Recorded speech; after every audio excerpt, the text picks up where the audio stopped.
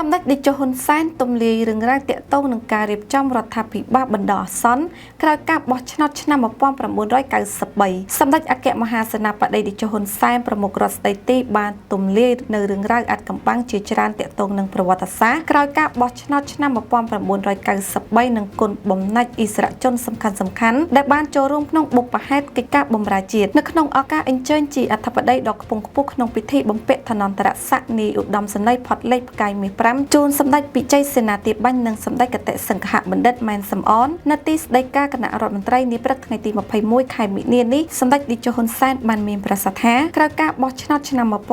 1993មានរឿងរ៉ាវជាច្រើនដែលសម្ដេចជាតួអង្គដ៏សំខាន់ក្នុងការផ្សះផ្សាជាតិបន្ទាប់ពីមានការញុះញង់ឲ្យមានការភ័ន្តច្រឡំរឿងបង្កើតតំបន់អបគមនិងការតស៊ូមតិក្នុងកិច្ចប្រជុំនានាសម្ដេចឈានទៅការបង្កើតរដ្ឋាភិបាលបណ្ដោះអាសន្នក៏ដូចជាការឈានទៅការបង្កើតរដ្ឋធម្មនុញ្ញជាដើមសម្ដេចតេជោបានបញ្ជាក់ថានាពេលនោះប្រសិនបើភាគីដទៃមិនយល់ព្រមតាមគោលការណ៍ឲ្យគណៈបកប្រជាជនកម្ពុជាចូលរួមពីភាគ3អនុម័តរដ្ឋធម្មនុញ្ញទេពេលនោះរដ្ឋធម្មនុញ្ញគឺអត់ចេញរួចរហូតមកដល់សប្តាហ៍ថ្ងៃនេះទេរដ្ឋធម្មនុញ្ញនៃរដ្ឋកម្ពុជានៃការគ្រប់គ្រងតំបន់ដដែលត្រូវបន្ត